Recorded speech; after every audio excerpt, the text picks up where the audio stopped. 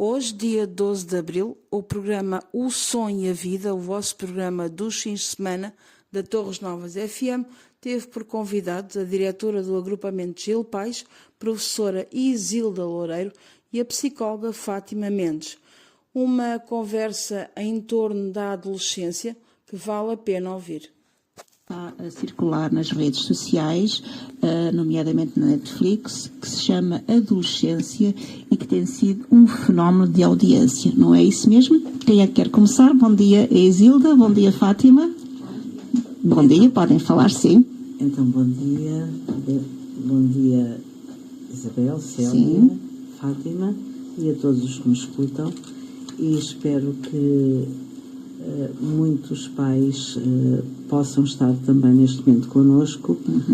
Ontem nós enviámos uma comunicação aos pais, precisamente da notícia de que estaríamos nesta manhã de sábado, antes da interrupção coletiva que vamos ter para comemorarmos todos em festa, em paz e tranquilidade. Sim. A Páscoa que todos bem precisamos, de nos transformar, rejuvenescer de corpo e alma. E aproveitando este último sábado antes desta saída dos nossos alunos por alguns dias das escolas, nós achámos que seria um momento oportuno para virmos a conversar sobre algumas preocupações que temos, mas no final a minha expectativa é que a mensagem seja de esperança, uma esperança de todos nós acreditarmos que somos agentes de transformação e que vamos conseguir lidar com os tempos incertos e desafiadores que estamos a viver. Desafiadores. E, como a Isabel disse, temos vindo a conversar sobre a série de 4 episódios da Netflix, que depois tem sido divulgada nas redes sociais sob vários formatos e que na televisão tem suscitado alguns debates. Alguns viram certamente a entrevista com os psicólogos Eduardo Sá, Daniel Sampaio, com outros psicólogos, sociólogos, portanto especialistas que se têm debruçado sobre a série. Quem não tem Netflix ou não viu, há resumos, há sínteses no YouTube que podem ser consultados. O filme, eu não me sinto com competência para comentar o filme sob perspectiva técnica, artística, de construção. De qualquer das formas, o filme é poderoso pelas múltiplas mensagens que nos deixa. E logo quando a primeira vez vi o filme, depois revi precisamente para pensar como é que eu poderia aproveitar para, na minha comunidade educativa, falar não do filme, mas dos problemas que ele levanta, procurando respostas, porque não vale a pena levantar problemas sem pensarmos que podemos contribuir de algum modo para encontrar respostas para os problemas que são identificados. Eu partilhei com o Conselho Pedagógico, num grupo que temos fechado, a série. E pouco tempo depois passámos também a receber contributos dos outros elementos do pedagógico, precisamente com a divulgação de entrevistas e de registros que nos davam mais informações e mais olhares, outras lentes, que nos permitiam analisar o que o filme tem. O que o filme tem, uma pergunta que eu poderia fazer retórica, representa todos os problemas que nós temos? Não. Mas, efetivamente, há algumas questões que ali são abordadas e que eu penso que vale a pena nós aqui conversarmos. Levanta o véu, não é? Para os problemas. Como é que se chama o filme? Adolescência. E, se calhar, eu agora dava a palavra e pedia a ajuda, a colaboração da psicóloga Fátima Mendes, é psicóloga do agrupamento, trabalha na escola secundária Maria Lamas, representa todos os psicólogos do agrupamento no Conselho Pedagógico. E quando eu digo todos, efetivamente temos vários psicólogos a trabalhar, uns a tempo inteiro, outros a meio tempo, desde o pré-escolar ao ensino secundário, e a Fátima, como os representa e como conhece muito bem os problemas das nossas crianças, dos nossos jovens, dos nossos adolescentes, eu acho que ela começar por nos explicar o que é isto da adolescência Deixe-me, professora, só dizer, peço desculpa de interromper, que o filme continua a conquistar espectadores e já é a quarta série em inglês mais vista de sempre na Netflix. Desculpe. Não. É isso mesmo. Então, Fátima. Ok, bom dia a todos. Bom dia. Cumprimento quem está comigo em estúdio e também quem nos possa estar a ouvir. A adolescência não é novidade. É uma fase que, de facto, tem sido muito... temos nos debruçado sobre ela já desde há muito tempo e desde sempre. Embora seja uma fase semelhante àquela que nós vivemos e que viveram os nossos avós, levantam-se atualmente problemas e questões novas que não existiam nessa altura. É claro.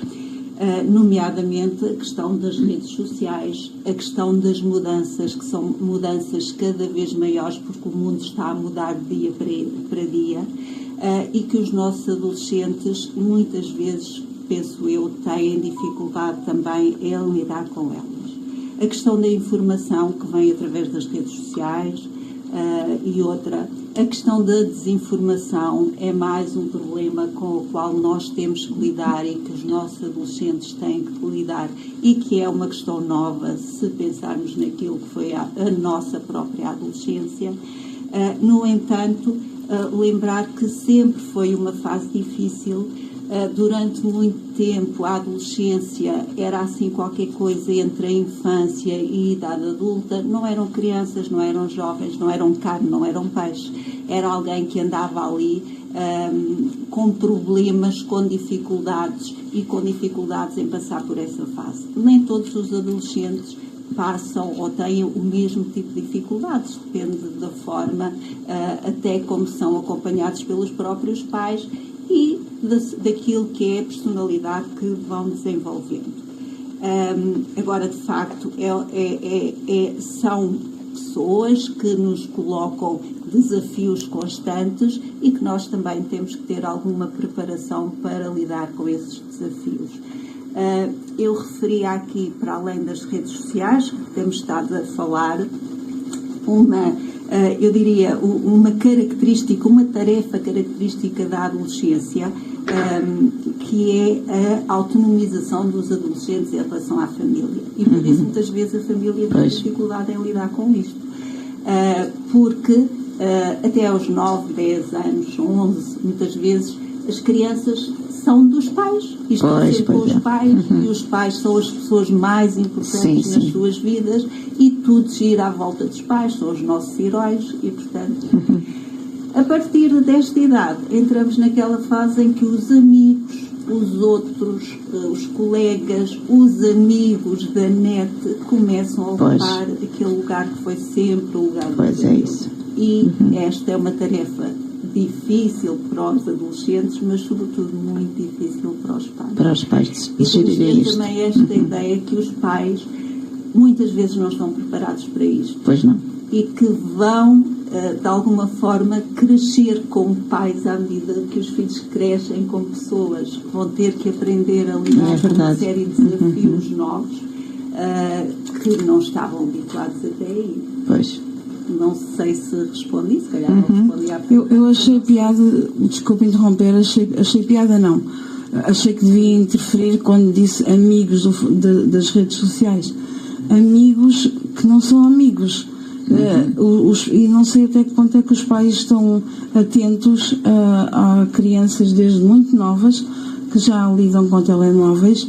E no mundo da internet tem muitas coisas boas, mas também tem muitas coisas más. E se não houver realmente a atenção dos pais para com o que é que os jogos, o que é que os filhos veem no telemóvel, o que é que jogam, as amizades, entre aspas, que se fazem, creio que tem que haver um acompanhamento desde muito cedo dos pais. É muito difícil esse controle. Não há amigos no Facebook, quando não são... Eu tenho a professora Isilda como amiga no Facebook, mas eu conheço a professora Isilda. Só que, ou amigos que sabe Deus são amigos. Quem são as pessoas que estão do outro lado?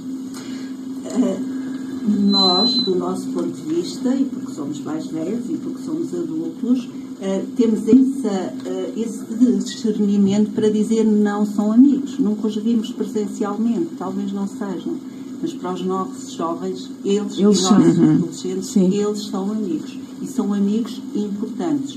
E tudo aquilo que eles, enfim, possam conversar, possam dizer, é levado muito a sério. E, portanto, nós temos também de estar despertos para isso. Quando nós dizemos que não são amigos, temos de considerar que para eles são amigos. Amigos, namorados, não é? Há relações através das redes sociais que nós não imaginamos e que para nós é difícil conceber. E há zangas e acabam as relações e retomam as relações como nós fazíamos na nossa idade com as pessoas que tínhamos à nossa volta. Estas estão longe, mas para eles são pessoas que estão próximo em termos daquilo que é a relação e a comunicação e por aí fora. E estas pessoas, de facto, que eles não conhecem presencialmente, ocupam muito espaço na vida deles e são importantes para eles. Agora diz, é importante o controlo parental. A professora Isilda penso que vai falar sobre isso e estou de acordo com que os pais estejam atentos. Mais daqui um pouquinho, só aqui introduzir esta ideia porque vamos para a dita interrupção e relacionar aqui com o passado. Eu penso que o passado só é importante para compreendermos o presente e nos lançar para o futuro.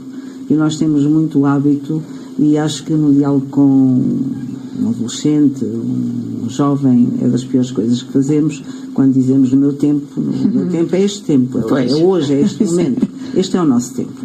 Mas era certo que nós dizíamos, quando lidávamos com os problemas dos adolescentes, dos nossos filhos, dos nossos familiares, dos nossos alunos, porque eu estou aqui também como professora, dizíamos que isto é a mesma idade do armário, dava vontade de os fechar dentro do armário, esperar que isso passasse e depois íamos lá, descongelávamos e aquilo estava tudo perfeito. Isto não existe, não é a realidade.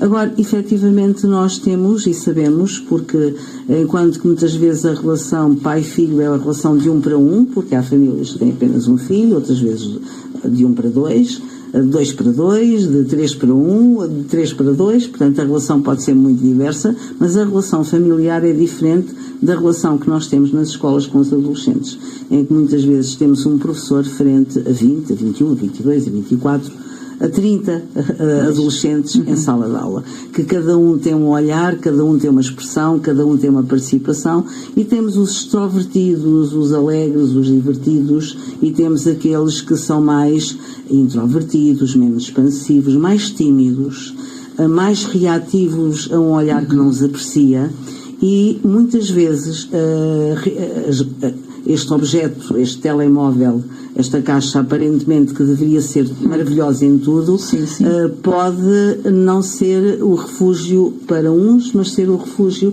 para estes introvertidos. É o que me parece também que aqui acontece em termos de risco. Muitas vezes, quando socialmente não está a haver uma integração, uma inclusão de vida, quando a criança, o jovem, não está a conseguir uma integração e um acolhimento por parte de quem está à volta, as paredes do quarto deixaram de ser as paredes dos quartos que encerravam livros e mais à frente uma televisão, e passaram a ser as paredes dos quartos que acolhem uma criança, um jovem, um adolescente, que pode ser tímido, pode estar em sofrimento, mas que tem nas mãos uma caixa que o abre para o mundo. E esse mundo que vem através do digital, que pode ter tudo maravilhoso, pode ter também tudo daquilo que lhe traz o tal perigo que a Fátima e a Célia também estiveram a alertar. Eu penso que este é um dos grandes desafios, é percebermos que alguns sabem que têm uma máquina nas mãos que lhes proporciona informação, que os ajuda a alargar conhecimento, que lhes permite fazer uma visita virtual a um museu onde não terão a oportunidade tão cedo ou jamais de ir, que permitem ver um espetáculo que jamais teriam a oportunidade de ver, que permite ter acesso a muita informação que a escola não está a transmitir, ou não pode ou não deve, mas depois há todo o lado oculto, aquele submundo da internet, que nem nós próprios dominamos a 100%, mas que muitas vezes eles estão para além daquilo que nós sabemos e dominamos. Entram num mundo obscuro que nós não conhecemos. E é por isso que é necessário atenção, diálogo e muita abertura da nossa parte. E aqui vou começar a canalizar para o grande objetivo que me traz aqui hoje, que é a necessidade de família e escola se olharem como parceiros. Pois, a escola não substitui a família. Pois. A escola tem uma função que não é a função da família. E os professores, eu penso que os professores que estão neste momento no sistema educativo português são verdadeiros heróis. Porque neste momento eles cumprem para a função educativa e para a função que é o destino e a função da escola, muitas outras funções que não deveriam estar atribuídas e que não deveriam ser da responsabilidade da escola. Mas quando a componente social, às vezes a financeira, a dimensão financeira, há crianças que tomam um pequeno almoço, que almoçam, que lancham na escola e que são as refeições normais que têm no dia. Portanto, isto é a realidade portuguesa. Portanto, há famílias que delegam e entregam os filhos à escola e esperam que a escola faça todo o trabalho que também lhes compete. E não, há um trabalho que é da família e outro trabalho que é das escolas. E nós estamos a falar, não interessa se é pai e mãe que vivem juntos, se é pai e mãe que vivem separados, não interessa.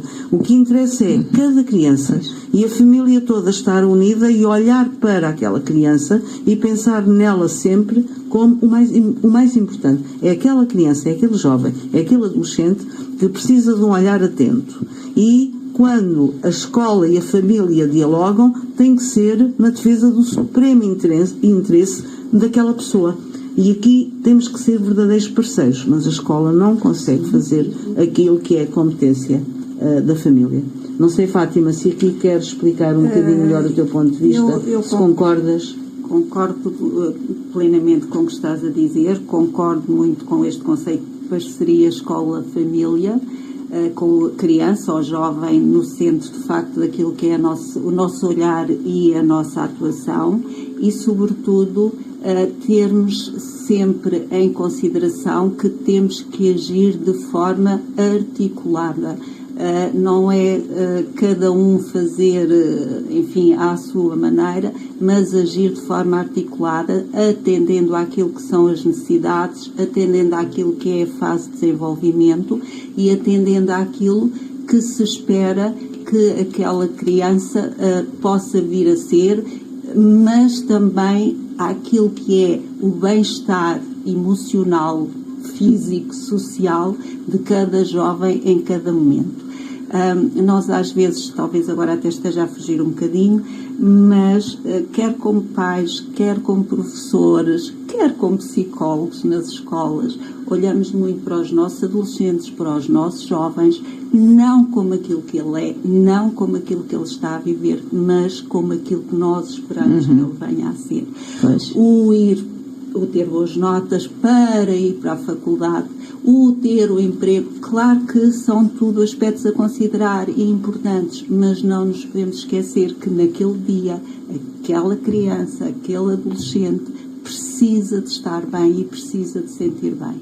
E isto leva-nos aqui a falar na pressão que muitas vezes quer a família, quer a escola, fazem com que as nossas crianças e os nossos adolescentes vivam dias de grande pressão a nível emocional. Porque estamos sempre, claro que inconscientemente, e eu digo estamos porque estamos todos sempre a pensar e à espera que ele faça que alcance determinadas metas, que tenha determinados comportamentos e que às vezes a criança ou o jovem vê como difíceis de alcançar. E isto provoca nos nossos filhos, nos nossos alunos, situações emocionalmente muito difíceis de gerir.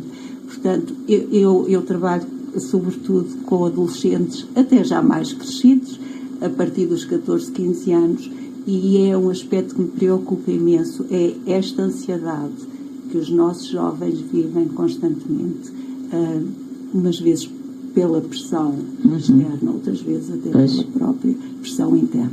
E acho que aqui as duas instituições, vamos dizer assim, família e escola, têm que se unir no sentido de tornar estes jovens mais felizes, mais satisfeitos no seu dia-a-dia e zelar, eu diria, pelo seu bem-estar a nível físico, social, mas sobretudo a nível emocional. Eu não quero dizer que seja exemplo para ninguém, porque não sou, mas sempre fiz por acompanhar,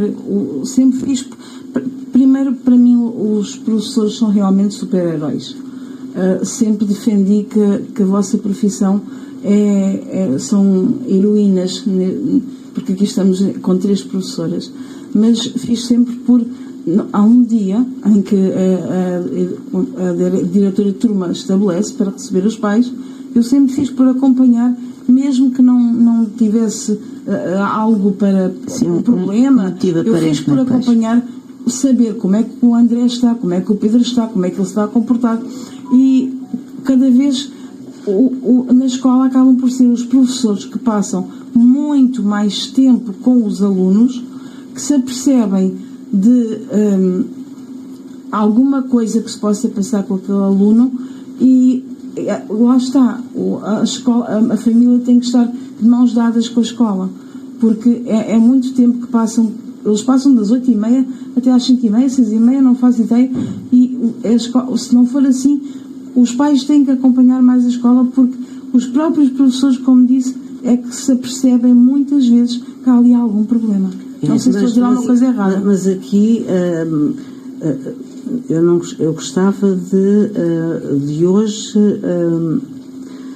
depositar também um pouco, vou-lhe chamar responsabilidade, entre aspas, para a palavra não cair mal, também nos pais. A escola alerta. Sim. Mas é também muito importante, e acontece, nós temos pais que nos dizem o meu filho não está bem, passa-se qualquer coisa com o meu filho, e vem da família, e normalmente isto é quando a família está atenta, quando conversa, quando se apercebe. É importante. Que é o ideal. É importante também que seja o pai, a mãe, o encarregado da educação, que nos contacte e nos diga há aqui qualquer coisa que não está a correr bem. Porque nós contactamos, a escola informa, mas muitas vezes nós estamos no domínio do comportamento visível e no domínio dos resultados académicos. E muitas vezes este bem-estar de que a Fátima falava tem que ver com um bem-estar que é preciso estar atento. Não pode haver o jantar em que cada um come no seu tabuleiro e não se conversa. Não pode haver o jantar de 10 minutos em que não há tempo para saber como foi o teu dia, o que é que te fez mais feliz, o que é que te preocupou mais, como é que tu estás, gostas disto, não gostas daquilo. A preocupação, a conversa, o olhar nos olhos. É o olhar nos olhos e ver. E trazer até nós aquilo também que são as preocupações, porque senão por vezes chegamos tarde. E nesta atenção que é necessária dar, eu tenho muita dificuldade, e conversei com a Fátima, isto até na sequência de um dos debates sobre o filme, tinha vários psicólogos e uma psicóloga falou da questão da privacidade. Sim, dizia ela, mas também temos que respeitar a privacidade. E aqui, nesta fase de tantos desafios, em que sabemos que as tais caixinhas mágicas que se abrem para o mundo e que trazem tudo, até que ponto, e aqui vou pedir outra vez ajuda à Fátima, até que ponto é que nós devemos respeitar a privacidade e não invadir em excesso, ou como é que podemos fazer para ir controlando, ir acompanhando, mas de uma forma discreta, não invasiva, sempre com o foco na atenção que temos que dar a alguém que está a crescer e que pode estar numa situação de risco, de vulnerabilidade e nós não conhecemos. Desculpe só interromper, vamos só fazer um pequeno espaço publicitário e, entretanto, depois a Fátima já responde. Ok, até já. Olá, nós somos os de Olinda. Olá, eu sou a Adelaide Ferreira. Olá, sou a Rita Guerra e esta é a vossa rádio. Torres Novas FM.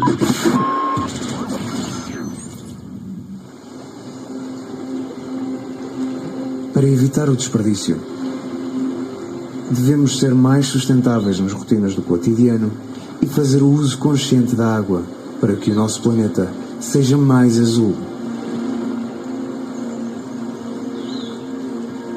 Um conselho: Águas do Ribatejo. Só este sábado no Intermarché, acumulo 10 euros em cartão numa compra igual ou superior a 50 euros. Intermarché. Viver bem ao melhor preço. Regulamento disponível em loja no site.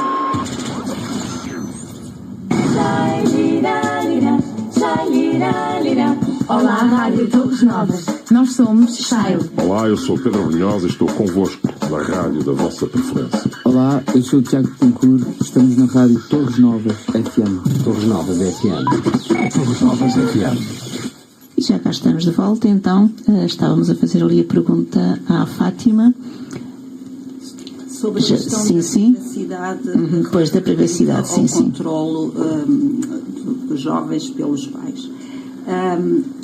Pegando um bocadinho daquilo que disse a professora Isilda, eu começava por dizer que aqui a sugestão é sugestão 1, conversa, sugestão 2, conversa, sugestão 3, conversa. Sim, sim. E, portanto, na base de tudo isto, uma relação de confiança baseada no diálogo entre pais e filhos. Não precisam de ser conversas longas, podem ser até pequenos espaços de tempo em que estejam juntos, na viagem de carro, quando vamos levar os filhos à escola, quando estamos a tomar o pequeno almoço ou quando estamos ao jantar. Os adolescentes, atenção, que não gostam de grandes sermões, pois não gostam de grandes conversas. São pequenas frases em que mostramos que estamos de facto interessados, que gostamos de os ouvir, que estamos disponíveis para os ouvir. Mais ouvir talvez até do que falar. Eles também não gostam de soluções, não gostam que lhes digam o que têm que fazer e, portanto, eu diria que nessas situações é mais levá-los muitas vezes a refletir e a pensar do que dizer é para fazer assim ou é para fazer de outra maneira. E, portanto, a relação de confiança tem que estar na base de tudo isto, mesmo quando se fala aqui na questão de como vamos controlar o acesso dos nossos filhos às redes sociais ou o tempo de utilização de telemóvel por aí fora. Eles têm que confiar de facto nos pais que têm, mas os pais também têm de confiar neles. E é por aqui, penso eu, que deve começar esta abordagem. Tudo isto depois ser negociado entre pais e filhos. Eu sei que não é fácil, é um desafio muito grande e os nossos adolescentes gostam de desafios e têm muita tendência para continuar sempre, eu diria teimosamente, a defender aquilo que são as suas ideias e aquilo que querem e que pensam que de facto é melhor para eles. Por isso, ainda dizer que, ok, vamos controlar, mas não vamos ver, na minha opinião, posso compreender que haja opiniões diferentes, não temos que andar a ver aquilo que os nossos filhos fazem às escondidas, sem eles saberem, porque eles acabam sempre por descobrir e lá se vai a relação de confiança que tem que ser a base de tudo isto. Então vamos fazer em conjunto, vamos explicar, vamos fazê-los pensar porque é que tem que ser feito assim. Agora, nós sabemos, nós que estamos nas escolas, que cada vez mais observamos dificuldade em haver foco, atenção e, por vezes, haver sonolência, principalmente nos primeiros tempos da manhã, nós sentimos essa sonolência. E quando conversamos com os nossos alunos e quando sabemos que, efetivamente, durante uma noite, um aluno nosso esteve até às 2, 3, 4 da manhã a jogar com outros colegas no telemóvel ou esteve a consultar e não dormiu, nós damos alerta à família. Mas nem sempre nós conseguimos saber isto, não é? Por isso, quando falamos de controle parental, pode ser um controle parental não em termos daquilo que está no telemóvel, não a conversa que existe no telemóvel, mas, por exemplo, a utilização. Eu tenho conversado com pais que me dizem, a partir de determinada hora, o telemóvel não está no quarto. Ou, a partir de determinada hora, eu tenho um bloqueio e eu sei o que é que está a acontecer. Ou que me dizem, eu consigo saber a que sites acede. Ou consigo saber se há algum risco na utilização que está a ser feita. Portanto, é tudo uma questão de acompanhamento, diálogo, como disseste, muita conversa. Podíamos aumentar a repetição da necessidade de conversar, mas também de capacitação nossa para podermos perceber aquele mundo em que eles navegam. Porque a utilização do telemóvel nem sempre é nociva. Eu tive uma mãe que mandou aqui uma mensagem, tem um filho que desenhou num jogo a escola Manuel Figueiredo. Portanto, fez uma construção e a mãe acompanhou e ela mostrou-me, olha, a escola Manuel Figueiredo. Portanto, com um programa que é utilizado na Faculdade de Arquitetura do Porto. Portanto, o que é que nós temos? Temos alguém que faz do telemóvel um momento de utilização, de construção, de uso de tecnologia, de uma forma que ela controla. Mas eu também sei que esta mãe, a partir de determinada hora, o telemóvel não é mais usado. Que o sono é importante. Portanto, ela sabe as horas de utilização. Portanto, o telemóvel não nos traz só adversidade. O telemóvel, nós próprios estamos viciados e dependentes dele. Pois, não é? mas há aqueles pais que não têm literacia digital para poder controlar e assim não sabem mesmo que queiram fazê-lo, não é?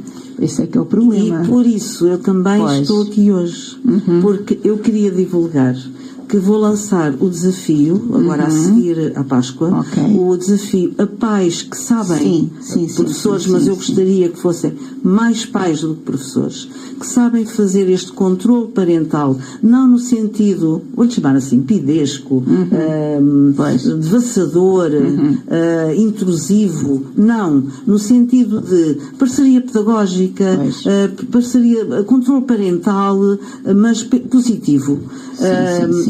Que estejam disponíveis, vamos abrir a escola ao sábado de manhã, durante 1, 2, 3, os necessários, enquanto eu tiver voluntários pais, que queiram estar disponíveis durante 2, 3 horas, para poder ajudar outros pais que têm dificuldade, que não sabem como se faz, a fazer. E podemos ter alunos também, porque eu sei de alunos que aceitam pacificamente que os pais àquela hora lhes retirem o telemóvel para estar guardado. Exatamente, como já tive pais e recentemente tive uma mãe informada que me chamou a atenção e disse, atenção, que eu estou a limitar o uso do telemóvel aos meus filhos e os professores estão sistematicamente a enviar feedback, informação, mensagens através do Classroom e fazem-no até muito tarde. Classroom, que é uma ferramenta que nós utilizamos de comunicação, tem que ver com a vida escolar, com a aprendizagem, com as tarefas. E eu passei esta mensagem, temos que ter atenção que a partir de determinada hora não é suposto estar a enviar mensagem. A mensagem é agendada para o dia seguinte. A tarefa, e o que pode ser transmitido na aula não tem que estar a ser transmitido via Classroom.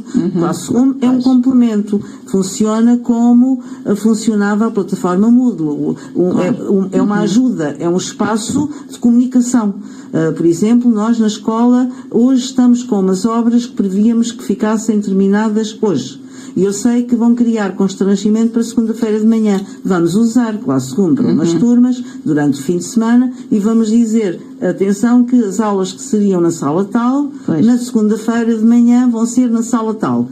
Há situações e situações. Há emergências e emergências. Agora, não podemos não colaborar com os pais, e aquela mãe tinha toda a razão quando dizia, a partir de determinada hora, os meus filhos não têm telemóvel, sai do quarto. Portanto, não vale a pena estarem a partir daquela hora a enviar mensagens porque não vão ser lidas. Portanto, é esta parceria que nós temos que estabelecer. E nós estarmos também, nós, escolas, disponíveis para perceber o que os pais, o lado lá, e para depois irmos também autorregulando e regulando as nossas opções e os nossos procedimentos. Agora, a partir da Páscoa, quando regressarmos, nós vamos ter ao sábado, não sei se vamos ter muitos pais voluntários, não sei se vamos ter muitos pais interessados, mas vamos fazê-lo precisamente. E hoje queria também aqui aproveitar esta oportunidade para os que nos estiverem a ouvir saberem que é a nossa intenção fazê-lo. É um desafio, bem-haja por esse desafio. É importante. Queria aqui só explicar uma coisa aos nossos ouvintes, aquelas palavras Classroom, o Teams que a professora tem estado a falar, para os nossos ouvintes que não sabem o que isso é, porque temos uma população com alguma idade, é os modos de comunicação que geralmente a escola usa para comunicar com os alunos. Gostava também de dizer que, não sei se a senhora psicóloga está de acordo, usar o telemóvel antes de dormir pode estar a prejudicar a qualidade do sono. Eu ia começar por dizer que o telemóvel e o digital é inevitável, não há forma, nós não vivemos sem ele. Há aqui um aspecto que eu acho que é importante, é ensinar. É uma questão não de proibição, mas uma questão de educação do meu ponto de vista. Sim. E isto começa quando eles são muito pequeninos, não é? Começa logo desde, sei lá, de bebés, e nós vimos muitas vezes as mães, os pais, eu percebo que o façam, mas, enfim, munirem as suas criancinhas logo no telemóvel para estarem caladas, para estarem entretidas. Há situações em que utilizam mesmo porque não conseguem fazer de outra forma. Agora, temos que ter consciência, primeiro, que o telemóvel, durante uma certa idade, até, sei lá, 10, 12 anos, é prejudicial mesmo, há estudos que dizem isso, ao nível do desenvolvimento neurológico. Não são só estas questões mais emocionais, da dependência, das relações por aí fora, mas a nível neurológico, as luzes tem efeitos que podem ser, de facto, maiores do que aquilo que inicialmente se pensava. E, portanto, muita atenção também a essas questões. Eu já não sei que pergunta é que me colocou. Há uns estudos que defendem que ao sono. Antes de dormir, que é muito prejudicial para o sono. Porque alerta o nosso, digamos, o nosso cérebro, as nossas células cerebrais, e isso faz com que o sono, não é? Nós quando o nosso corpo sente que está na hora de dormir, porque tem a ver com a luz que nós temos, não é? E com uma outra série de condições a nível de contexto. E o facto de a luz do telemóvel estar a incidir faz com que as nossas células ficam mais alerta e o sono não chega. Isso está comprovado. Não há como dizer que não tem efeito. É verdade que eu tenho alguns jovens que me dizem, mas o telemóvel ajuda-me a adormecer, porque ouço música. Ok, ouvir música baixinho pode ajudar a adormecer, mas não é estar olhar para o ecrã aos olhos. Pois. Isso. Professora Isilda, então, qual é a data? Tem a data de começo, vamos aqui olhar para a agenda, para este projeto?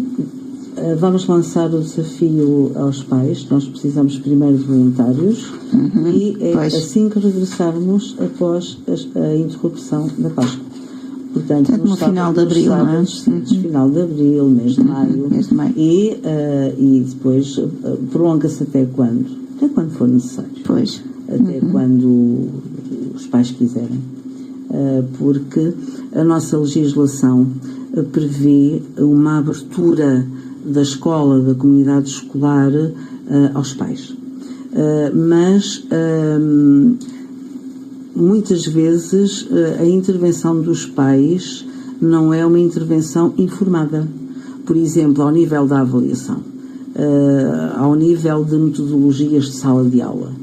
Há pais que são informados, que também são professores, que fazem ou que têm profissões que lhes permitem ter o conhecimento para poderem, em sede de um conselho de turma, de uma reunião, perante os pais, apreciar, dar opinião sobre metodologias e estratégias que são seguidas por professores. Outros não terão. Terão outros conhecimentos, mas não estes. E a nossa legislação prevê, por exemplo, a intervenção dos pais a este nível, mas nem sempre há informação. Há professores que usam mais tecnologia na sala de aula do que outros, mas é certo que os professores têm estado, eu posso dizer mesmo que obrigados a fazer formação em capacitação digital, na utilização da tecnologia. Este ano nós tivemos agora as provas ensaio das provas que os alunos vão realizar no final do ano, no 4º, 6º e 9º anos, que são provas com recurso ao digital. Portanto, o digital, ele está. Portanto, é o nosso presente, é o nosso dia-a-dia. Nós, por vezes, dirigimos a serviços em que temos alguém à nossa frente que nos diz, mas tem a aplicação instalada no telemóvel, olha, então vai à aplicação, e nós estamos frente a frente com a pessoa e abrimos o nosso telemóvel e vamos àquela aplicação, e o atendimento é feito na aplicação, frente a frente com alguém que está atrás do balcão. E Zilda, desculpa interromper, temos pouquinho tempo já, portanto, vê que mensagens é que queres lançar aos nossos ouvintes? Sim. Nesta interrupção, que seja aproveitada para reativar de diálogos que possam não existir, aprofundar diálogos que existam, de conhecimento dos alunos. As escolas ficam abertas tempo demais, os pais que recorrem à ATL, atividades que continuam a acontecer na escola porque precisam de trabalhar, recorram estritamente no necessário. Se têm tempo depois do trabalho, não vão primeiro resolver outras coisas, não, vão buscar os filhos. Não é para tirar o trabalho da escola, é para estarem com os filhos durante este período. Mas é importante. Reduzam o tempo de permanência dos filhos na escola sempre que for possível e estejam com eles, conversem, acompanhem e sejam efetivamente nossos parceiros, colaborando naquilo em que podem e sabem colaborar.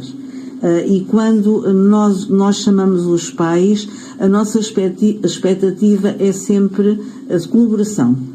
E, portanto, é esta mensagem que eu gostava de deixar aqui. Neste tempo de Páscoa, quem a celebra, que seja um tempo transformador, um tempo de luz, e que depois nós possamos retomar com a convicção de que houve mais tempo para os filhos. E atenção, tempo pode não existir na medida em que os pais quereriam, porque as vidas dos pais estão muito, muito, muito, muito difíceis, mas o pouco tempo que existe, que seja um tempo de muita qualidade, bem aproveitado. De muita qualidade. Pronto, muito bem, gostei muito das suas palavras, de dizer um tempo de luz. Um tempo de luz. É isso mesmo. Muito obrigada às duas, gostamos muito deste bocadinho. Poderíamos ficar aqui a conversar até ao meio-dia, não é? Dava pano para mangas, mas pronto, fica a mensagem principal, não é? Muito obrigada pela oportunidade. Muito obrigada. Obrigada.